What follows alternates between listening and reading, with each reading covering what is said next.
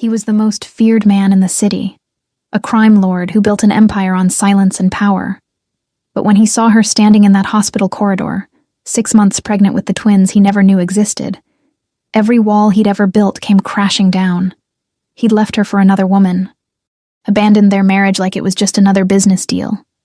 But now, staring at the curve of her belly, at the life growing inside her, he realizes he didn't just lose a wife, he lost everything that could have saved him.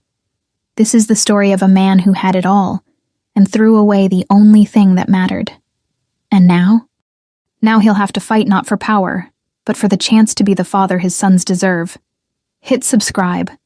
We're building something different here, and I need your help to reach 1,000 subscribers. Let's grow together. He didn't go to hospitals unless someone was dying. Jae-won stood in the sterile white corridor, hands in the pockets of his black coat, watching his underboss disappear behind double doors. A routine check. Nothing critical. He'd wait 10 minutes, then leave. The hospital smelled like disinfectant and fear, two things he associated with weakness. He hated it here. His phone buzzed. A message from her. The woman who now wore his ring. The woman who slept in the bed that used to belong to someone else. Dinner at 8. Don't be late. He didn't reply.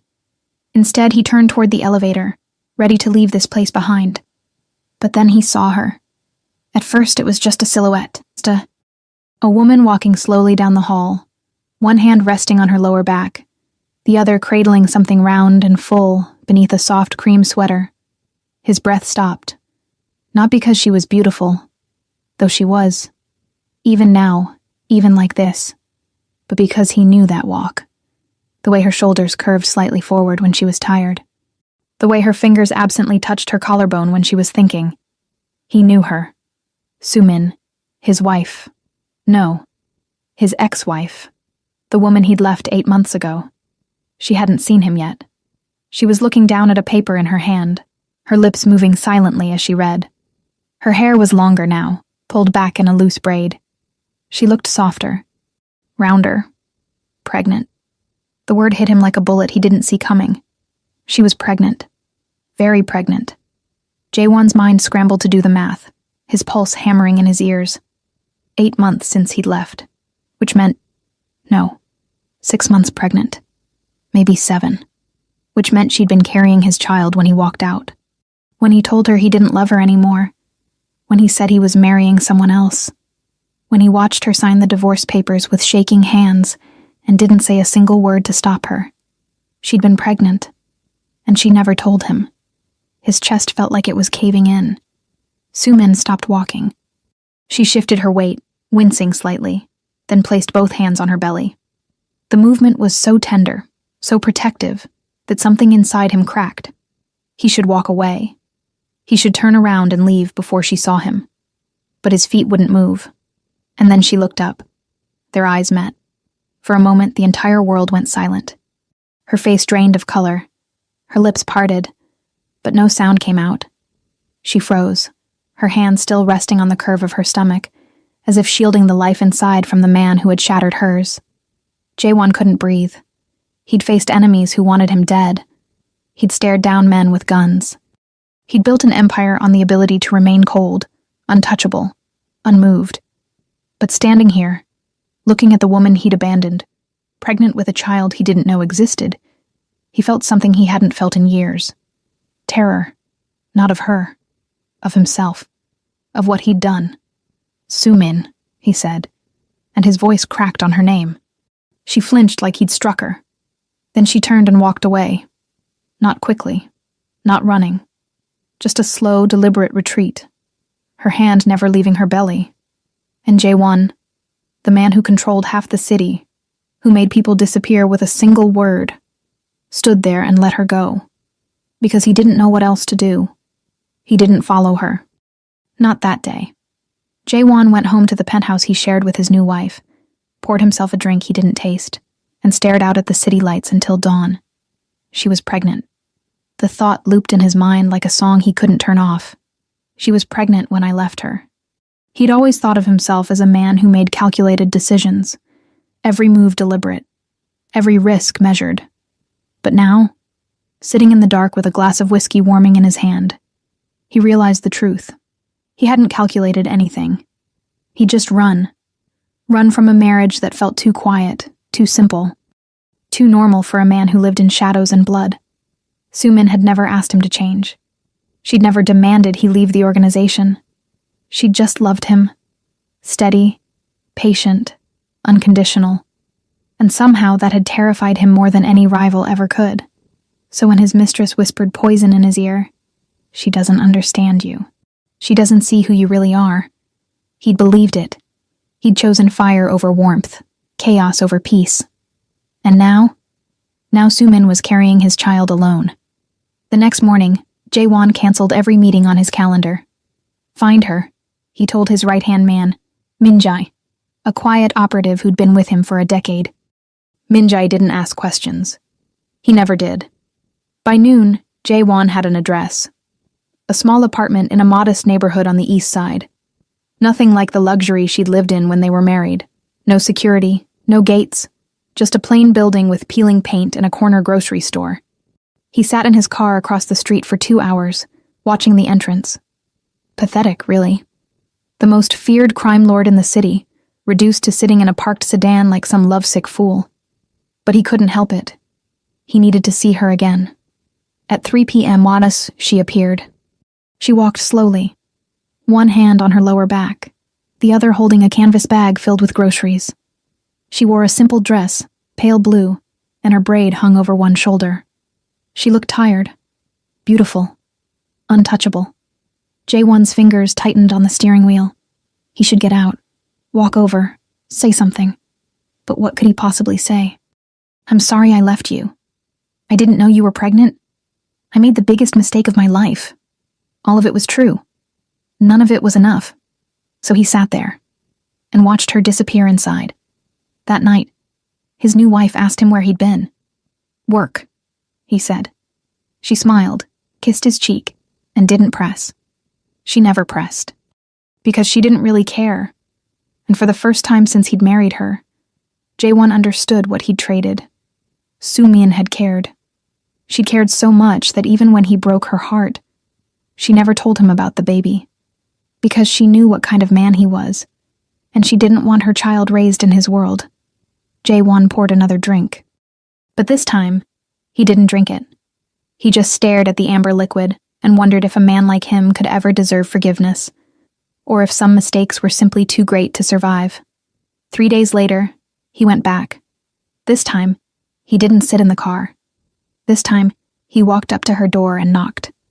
Silence. Then footsteps. Slow. Hesitant. The door opened a crack, and Sumin's face appeared in the gap, her eyes widening the moment she saw him. "What are you doing here?"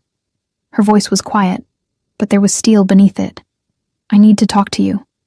"No." She tried to close the door, but he put his hand against it.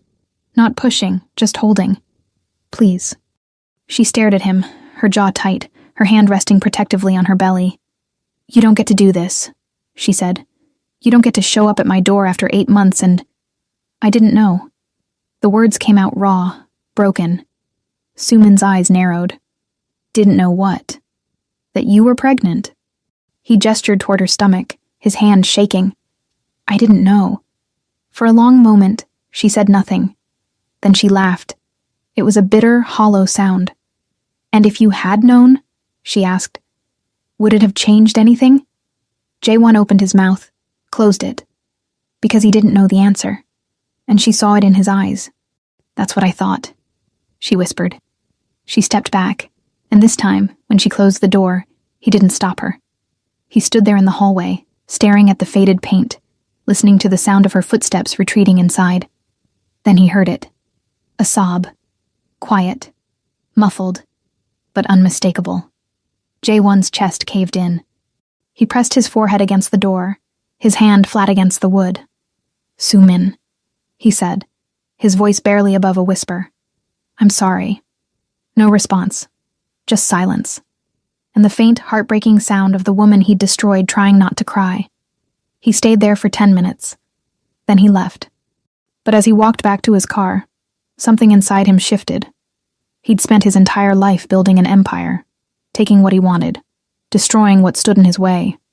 But for the first time, he realized the only thing that had ever mattered was the one thing he'd thrown away. And now he had to figure out if he could fight for it. Not with money, not with power, but with the one thing he'd never given her before. The truth. Jaewon didn't sleep that night.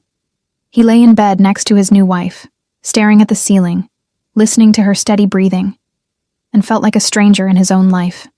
Everything he'd built, the penthouse with floor-to-ceiling windows overlooking the city, the black cars with tinted windows, the men who moved when he nodded, the empire that stretched from the docks to the financial district, all of it felt hollow, empty, like a beautiful shell with nothing inside. At 4 a.m., and he got up, dressed in the dark, and left. His wife didn't stir. She never did, because she didn't love him either. They'd never pretended otherwise. Their marriage was a transaction, a merger of power. Her family controlled the West Side gambling operations, his controlled everything else. Together, they were untouchable. But standing in the elevator as it descended 40 floors, Jaewon realized something that made his chest tighten. He'd traded a woman who loved him for one who needed him. And there was a difference. A difference he hadn't understood until he saw Soo-min standing in that hospital corridor, carrying his children, looking at him like he was a ghost she'd spent months trying to forget. His driver was waiting in the underground garage. "Where to, sir?" Jaewon stared out at the rows of luxury cars, the pristine concrete, the surveillance cameras mounted in every corner. "The east side," he said quietly. The driver's eyebrows lifted slightly, but he said nothing. They drove through the empty city streets, past neighborhoods that transformed from glass towers to brick buildings, to modest apartments with laundry hanging on fire escapes. When they reached Soo-min's building, Jaewon told the driver to wait. He sat in the back seat, watching her windows. The lights were off. Of course they were. It was 4:30 in the morning, but he couldn't leave, so he waited. At 6 a.m., her lights came on. Jaewon's heart kicked against his ribs. 20 minutes later, she emerged from the building, moving slowly, one hand on her back. She wore a soft gray cardigan over a simple dress, and her braid was coming loose at the ends. She walked to the bus stop. The woman who used to have a driver, a car, anything she wanted, was taking the bus, because of him. Because he'd left her with nothing. Jaewon got out of the car. "Sir," his driver started, but Jaewon was already walking. Soo-min was sitting on the bench, her hands folded over her belly, when his shadow fell across her. She looked up, and froze. "What are you doing here?" Her voice was sharp, defensive. "I wanted to see you." "Well, you've seen me. Now leave." She stood, turning away, but he stepped in front of her. "Please," he said, "just let me talk." "You had 8 months to talk, Jaewon. You chose silence." "Because I'm a coward." The words hung between them. Soo-min's eyes widened slightly, then narrowed. "That's supposed to make me feel better? That you finally admit you're a coward?" "No." He ran a hand through his hair, his carefully controlled mask cracking. "I don't know what's supposed to make you feel better. I don't know how to fix this. He gestured helplessly at her stomach. "I didn't know. And I know that doesn't change anything. But I need you to hear me say it. I didn't know you were pregnant. If you had, what?" she interrupted, her voice rising. "You would have stayed? You would have loved me again? You would have chosen me over her?" Jaewon flinched, because he still didn't know the answer, and Soo-min saw it. Her expression shifted, from anger to something worse. "Pity. That's what I thought," she whispered. The bus pulled up with a hiss of brakes. Soo-min moved past him, stepping onto the bus without looking back. And Jaewon stood there on the sidewalk, watching the bus pull away, feeling like he'd just lost something he could never get back. Again. But this time, he didn't walk away. He got back in his car and followed the bus, through morning traffic, past coffee shops and office buildings and parks where joggers ran in the early light. The bus stopped in front of a small community center. Soo-min got off, moving slowly, and disappeared inside. Jaewon waited 5 minutes. Then he followed. Inside, the building smelled like fresh paint and coffee. There were flyers on the walls, prenatal yoga classes, parenting workshops, support groups for single mothers. Single mothers. The words felt like a knife between his ribs. He found her in a room at the end of the hall. Through the small window in the door, he could see her sitting in a circle with other pregnant women, all of them laughing at something the instructor had said. Sumin's hand rested on her belly, and when she smiled, really smiled, it was like watching the sun come out. And Jae-won realized she was happy. Not perfectly happy. Not the way she used to be. But she was building a life. Without him. And maybe that was what she deserved. He turned to leave, but then he heard her voice, soft and clear through the door. I'm having twins. Jae-won stopped. Twins. Boys. Sumin continued, her voice thick with emotion. I found out last week. The women in the circle gasped, congratulated her, asked questions. And Sumin smiled, but there were tears in her eyes. Their father doesn't know, she said quietly. And I don't think he ever will. One of the women reached over and squeezed her hand. Then he doesn't deserve them, she said firmly. Sumin nodded. But when she looked down at her belly, her expression changed. To something Jae-won recognized. Grief. Not for herself. For her sons. For the father they would never know. Jae-won pressed his fist against the wall, his jaw clenched, his entire body shaking. He'd made a lot of choices in his life, most of them ruthless, some of them necessary. But walking away from Sumin, that wasn't ruthless. It wasn't necessary. It was just wrong. And now she was carrying his sons. His sons. 2 boys who would grow up without knowing their father. Because he'd been too much of a coward to stay. Jae-won left the community center before she saw him. But as he sat in the back seat of his car, staring at nothing, he made a decision. He didn't know if he could fix what he'd broken. He didn't know if Sumin would ever forgive him. But his sons, they deserved better than a father who walked away. And for the first time in his life, Jae-won was going to fight for something that wasn't power. He was going to fight for them. Min-jae was waiting for him when he returned to the office. We have a problem, his right-hand man said without preamble. Jae-won barely looked up from his desk. Handle it. It's the Nakamura Syndicate. They're pushing into our territory on the docks. If we don't respond, I said handle it. Min-jae paused, studying him carefully. Are you all right?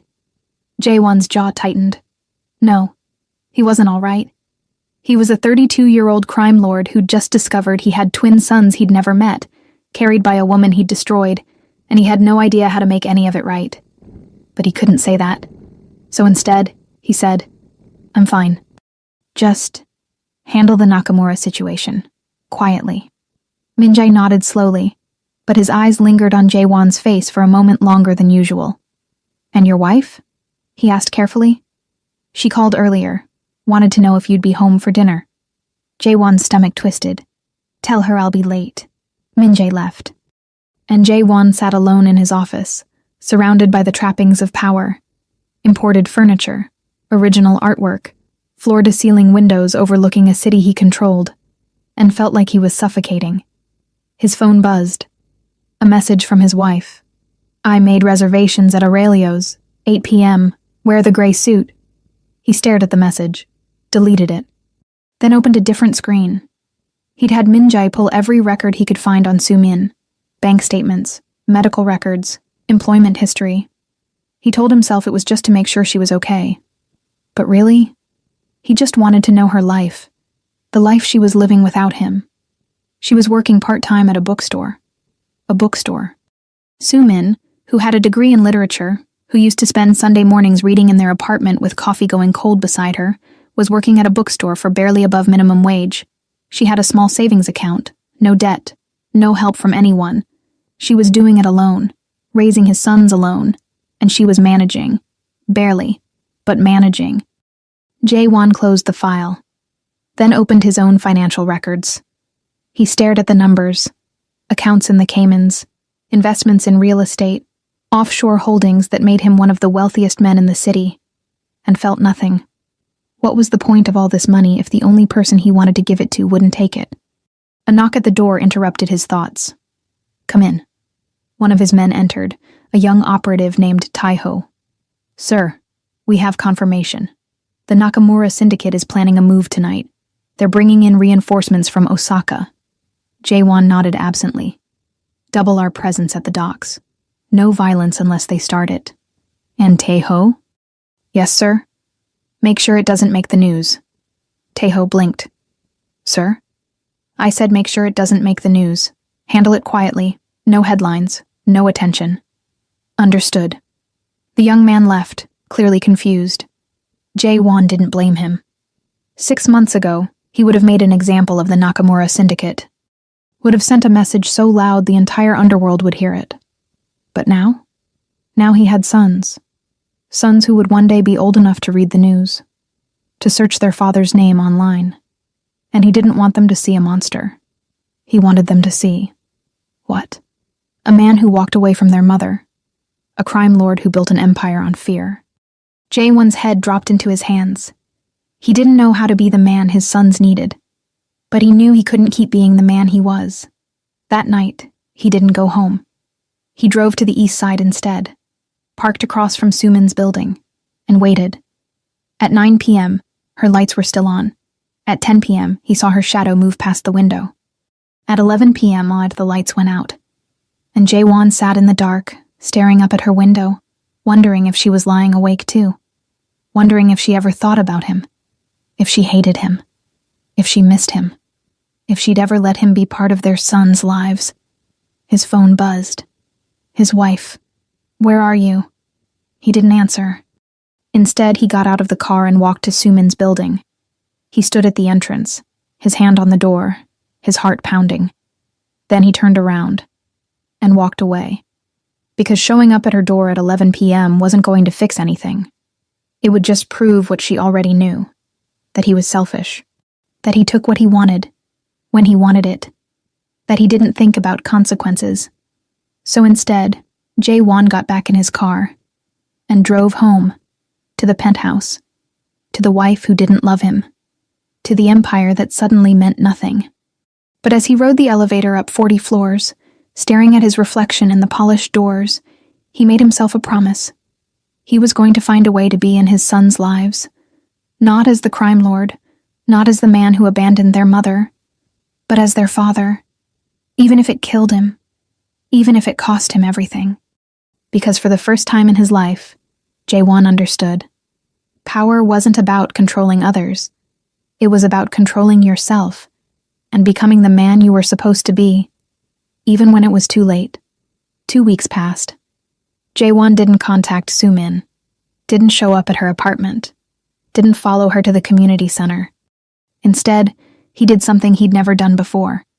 He started preparing. He opened a trust fund in the names of 2 unborn boys. He bought the building Sumin lived in, quietly, through shell companies, and had the entire structure renovated. New plumbing, new heating, security cameras, a coded entry system. She would never know it was him. But at least she'd be safe. He hired a private investigator to make sure no one from his world, or hers, was watching her. And every night, he sat in his office and read parenting books, articles on child development, studies on father-son relationships. He felt ridiculous. A crime lord learning how to be a dad from books written by suburban therapists. But he didn't know what else to do. Min-jae noticed. "You've been different," his right-hand man said one afternoon, standing in the doorway of Jaewon's office. Jaewon looked up from a spreadsheet, though his mind had been miles away. Different how? Quieter. Distracted. Min-jae paused, choosing his words carefully. Is it her? Jaewon didn't ask who he meant. He didn't need to. Yeah, he said simply, his voice barely above a whisper. Min-jae stepped into the room, closing the door behind him. He'd worked for Jaewon for a decade, had seen him order men eliminated with a single nod, had watched him negotiate deals that shifted millions of dollars with a handshake, had never once seen him hesitate. Until now. You ever think about telling her the truth? Min-jae asked. Jaewon's fingers stilled on the keyboard. What truth? That you're in love with her. The words hung in the air like smoke. Jaewon's jaw tightened. I'm not. Yes, you are. Minjai's voice was calm, matter of fact. You always have been. You just didn't know how to live with it. Jae-won stared at him, his throat tight. Because it was true. He'd loved Soo-min from the moment he met her. She'd been working at a university library, shelving books with her hair falling out of a messy bun, completely absorbed in reading the back cover of a novel she'd just discovered. She hadn't known who he was, hadn't cared about his reputation, his power, his name. She'd just looked at him, really looked at him, and smiled. And for the first time in his life, Jae-won had felt seen, not as the heir to a criminal empire, not as a weapon his father had forged, just as a man. They'd married 6 months later, and for 3 years, she'd been the only peace he'd ever known. But peace had terrified him, because men like him didn't deserve peace. Men like him deserved exactly what they built. Empires of fear, relationships of convenience, lives measured in power instead of love. So when his mistress had whispered in his ear, "She's too good for you. She'll leave eventually. Better to leave first," he'd believed it. He'd walked away, and he'd been running ever since. And now? Jae-won asked quietly, his voice rough. What am I supposed to do now? Min-jae's expression softened. Now you have to decide if you're brave enough to try. The decision was made for him 3 days later. Jae-won was in a meeting with his financial advisors, barely listening as they discussed quarterly projections and offshore investments. His mind kept drifting to Soo-min, wondering if she was at the bookstore, if she was tired, if the babies were moving, if she ever thought about him. His phone rang. Unknown number. He almost didn't answer. But something, instinct, intuition, fate, made him pick up. Yes? Silence. Then a voice he'd know anywhere, even in his sleep, even across years and distance and all the ways he'd tried to forget. Jae-won. His entire body went rigid, every muscle locked, every nerve fired. Soo-min. Her voice was tight, strained, barely holding together. I need help. His heart stopped. Completely stopped. Then slammed back to life, racing so fast he could barely breathe. What's wrong? Are you hurt? Are the babies? I'm at the hospital. Her voice cracked, and he could hear her fighting tears. There were complications. They're saying I might need an emergency C-section and I don't have anyone. And I know I shouldn't have called, but She broke off, and Jae-won was already moving. He stood so fast his chair crashed backward. His advisors jumped, startled. But he didn't care. Which hospital? Seoul General, but you don't have to. I'm on my way. He hung up, grabbed his coat. His hands were shaking. His hands were shaking. Jae-won, who'd stared down rival bosses without flinching, who'd negotiated hostage situations with a smile, who'd built a reputation on being untouchable, his hands were shaking. Cancel everything, he told Min-jae, his voice hard and sharp. I don't care what it is. I don't care who it's with. Cancel it. What's happening? Soo-min's in the hospital. The babies. His voice broke. I have to go. Min-jae's eyes widened, but he just nodded, already pulling out his phone. Go, he said firmly. I'll handle everything here. Jae-won ran. He didn't walk. Didn't wait for the elevator. He took the stairs, his shoes pounding against concrete, his breath coming in ragged gasps, his mind spinning with worst-case scenarios. What if she loses them? What if something happens to her? What if I'm too late? He burst out into the parking garage, his driver already running toward the car, keys in hand. Seoul General! Jae-won barked, yanking open the door. Now, don't stop for anything. The driver nodded, and the car screamed out of the garage. They made the 20-minute drive in 12. The driver ran red lights. Jae-won didn't even notice. He sat in the back seat, his fists clenched so tight his knuckles were white, his jaw locked, his entire body vibrating with an emotion he couldn't name. Terror. Not the kind that came from violence or threats.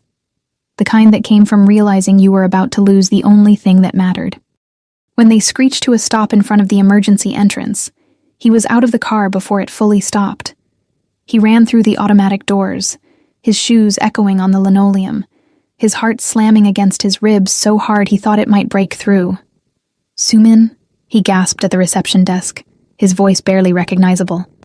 She's pregnant. Complications. Where is she? The nurse looked up, startled by the raw desperation in his voice. Name? Kim Soo-min. The nurse typed quickly, her fingers flying across the keyboard. Every second felt like an eternity. 4th floor, maternity ward, room 427. Jae-won didn't wait for directions, didn't say thank you. He just ran. To the elevators, jabbed the button, watched the numbers crawl upward. 1, 2, 3, too slow. He gave up and took the stairs. 4th floor. His lungs burned. His legs ached. He didn't care. Room 427. The door was closed. He burst through it and froze. Soo-min was sitting up in bed, her face pale, her hands clutching the blanket like it was the only thing keeping her grounded. She looked so small, so fragile, so scared. A doctor stood beside her, speaking in low, calm tones, explaining something about heart rates and monitoring and potential interventions. But when Soo-min saw Jae-won, her entire expression crumpled. Relief, fear, hope, all of it crashing together. You came, she whispered, her voice breaking. And Jae-won crossed the room in 3 strides. He didn't think, didn't plan. He just dropped to his knees beside her bed and took her hand in both of his. Her skin was cold, trembling. I'm here, he said, his voice rough and raw. I'm here. You're not alone. Soo-min's eyes filled with tears. Fat, heavy drops that spilled down her cheeks. They said the baby's heart rates dropped, she said, the words tumbling out in a rush. They're monitoring them. But if it happens again, if they can't stabilize, it won't, Jae-won said fiercely, squeezing her hand. It won't. You're strong. They're strong. You're all going to be fine. He said it with such conviction that for a moment, even he believed it. The doctor cleared his throat. Mr. Kim, Jae-won said automatically, not taking his eyes off Soo-min. I'm her husband. Soo-min's eyes widened.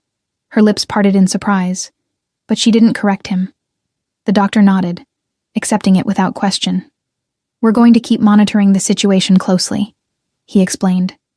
If the heart rates stabilize over the next few hours, we can avoid surgery. But if they drop again, we'll need to move quickly. We're preparing the OR just in case. Do whatever you need to do, Jae-won said, his voice hard and commanding. Money is not an issue. Get the best team, the best equipment, whatever she needs, whatever they need. The doctor blinked, clearly taken aback by the intensity, then nodded. Of course. We'll take excellent care of her. He left, closing the door softly behind him. And suddenly, it was just the two of them. Jae-won stayed on his knees beside her bed, still holding her hand like it was the only thing keeping him anchored to the earth. Soo-min stared at him, her eyes red-rimmed, her face streaked with tears. You didn't have to come, she said softly. Yes, I did. Why? The question hung between them. Jae-won looked up at her, and for the first time in 8 months, he told her the truth, the whole truth. Because they're my sons, he said, his voice breaking on the words. And you're...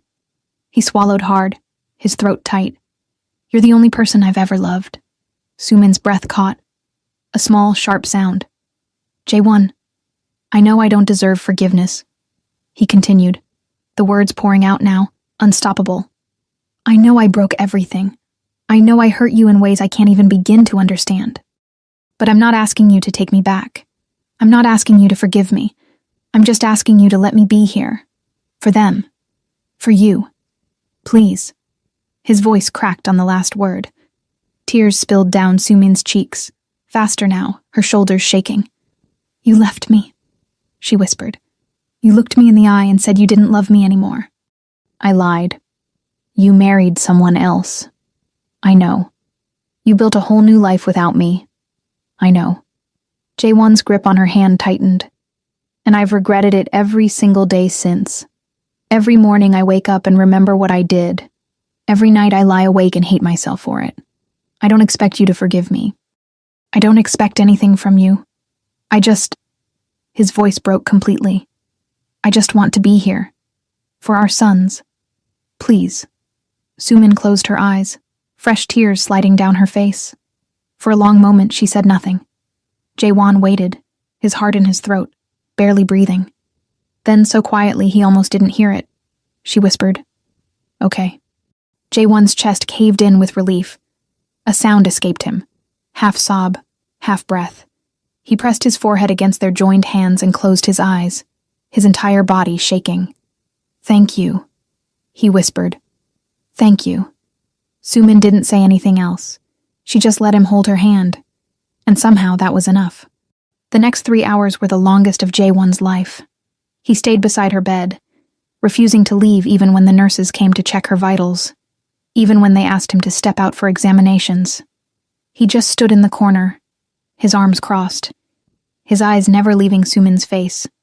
She dozed on and off, exhausted from stress and fear. Every time she stirred, he was there.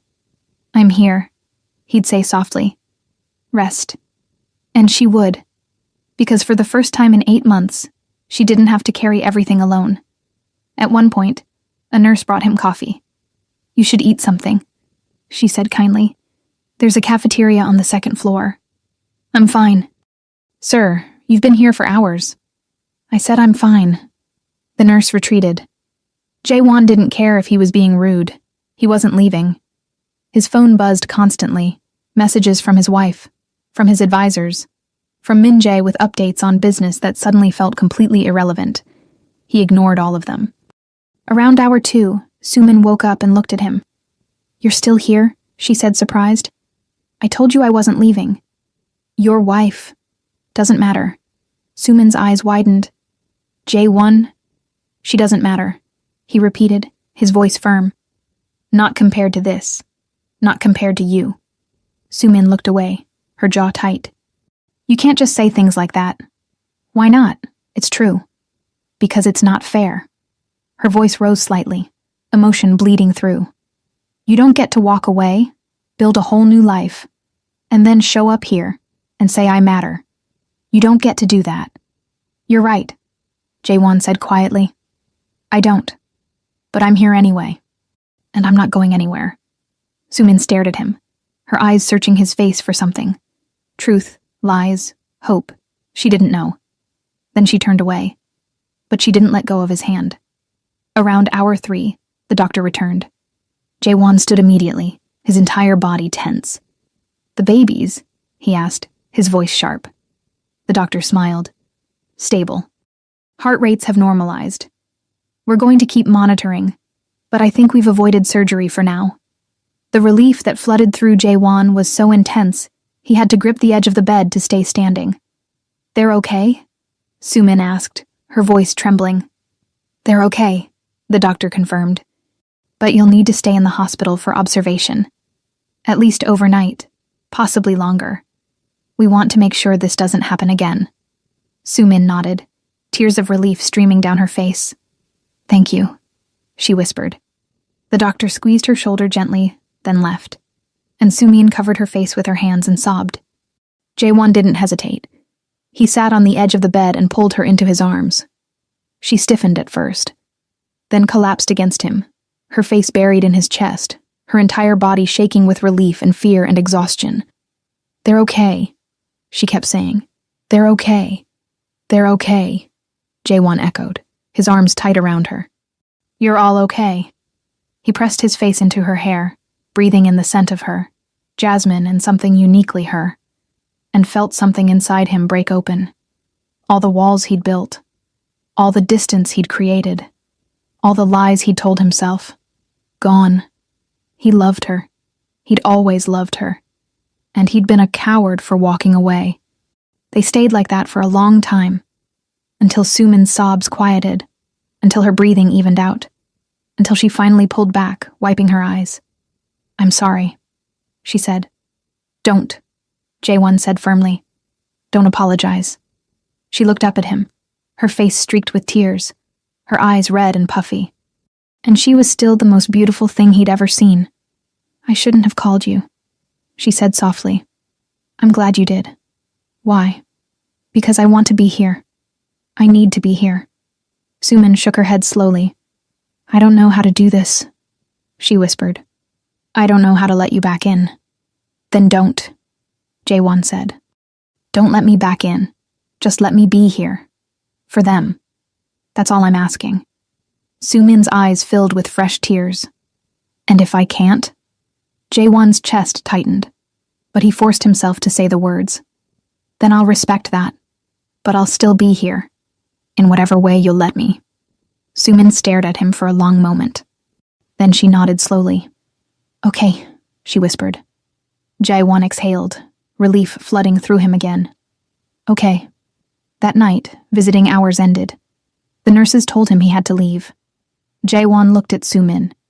She was lying back against the pillows, exhausted, one hand resting on her belly. I'll be back first thing in the morning, he said. She nodded, but as he turned to leave, her voice stopped him. Jae-won? He turned back. Thank you, she said softly. For coming. His throat tightened. Always, he said. Then he left. But he didn't go home. He went to his car and sat in the parking lot, staring up at the fourth-floor windows, at the light glowing in room 427, at the place where the woman he loved and the sons he'd never met were sleeping. And for the first time in 8 months, Jae-won felt like he had a purpose. Not power. Not empire. Just them. He must have dozed off, because he woke to knocking on his window. Min-jae stood outside, holding 2 cups of coffee. Jae-won rolled down the window. What are you doing here? Making sure you don't do anything stupid, Min-jae said, handing him a coffee. Like sleep in a parking lot. Jae-won took the cup, but didn't drink. She's okay, he said quietly. The babies are okay. Min-jae nodded. Good. They sat in silence for a moment. Then Min-jae said, Your wife is looking for you.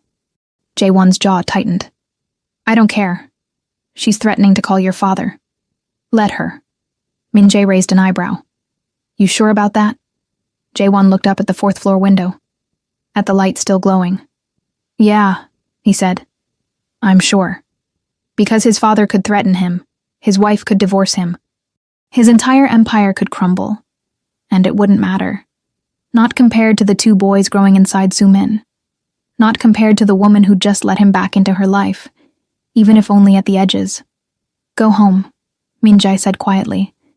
Get some sleep. I'll have someone watch the hospital tonight. I'm not leaving. Jae-won, I said I'm not leaving. Min-jae sighed, but he didn't argue. He just got into the passenger seat. Then I'm staying too. Jae-won looked at him. You don't have to. I know. Min-jae leaned back. But someone needs to make sure you actually eat something. And knowing you, you'll just sit here all night staring at windows like some lovesick teenager. Despite everything, Jae-won almost smiled. Thanks. Don't mention it. They sat in comfortable silence. And Jae-won looked up at the window where Soo-min was sleeping, where his sons were growing, where his entire world now lived. But across the city, in a dark office overlooking the harbor, someone else was watching. A man sat behind a mahogany desk, studying photographs spread across the surface. Jae-won entering the hospital. Jae-won kneeling beside a hospital bed. Jae-won holding a pregnant woman's hand. The man smiled. Slow. Predatory. So, he murmured, picking up one of the photos. The crime lord has a heart after all. He leaned back in his chair, fingers steepled beneath his chin. For years he'd been looking for Jae-won's weakness. Some way to hurt him, to bring him down, to take everything he'd built. And now finally he had it. A pregnant ex-wife, 2 unborn sons. The perfect leverage. He picked up his phone and dialed. It's me, he said when someone answered. I have a job for you. A pause. No, nothing violent. Not yet. I just need you to watch someone. A woman. Pregnant. Lives on the east side. Another pause. Because she matters to Jae-won. And anything that matters to him is worth exploiting. He hung up, then looked at the photo again. At Jae-won's face, twisted with emotion, vulnerable in a way he'd never been before. Enjoy your happiness while it lasts, the man whispered. Because it won't. He set the photo down, and began to plan. Back at the hospital, Soo-min woke suddenly. A nightmare. She couldn't remember what it was about, but her heart was racing. her hands shaking. She reached for the call button, but then she saw him, through the window in her door. J1, sitting in a chair in the hallway, his head tilted back against the wall, his eyes closed. He'd stayed, even after visiting hours, even after she'd told him she didn't know how to let him back in. He'd stayed. Sumin's throat tightened. She placed both hands on her belly, feeling the gentle movements of her sons. His sons. And for the first time in 8 months, she let herself feel it. Not anger, not hurt, just hope, fragile, terrifying, but real. "What am I supposed to do with you?" she whispered, looking at J1's sleeping form through the window. He didn't hear her, but somehow, she felt like he would have answered anyway. "Let me try. Just let me try." And maybe, just maybe, she would. J1 thought staying away would keep them safe. But now that the secret is out, every enemy he's ever made knows exactly how to hurt him. And when men in dark cars start following Sumin, when threats are whispered in shadows, when his past comes for his future, he'll have to make an impossible choice. His empire. Or his family. Because in his world, you can't protect both. And the people who want him destroyed, they're just getting started. The clock is ticking. And this time, love might not be enough to save them.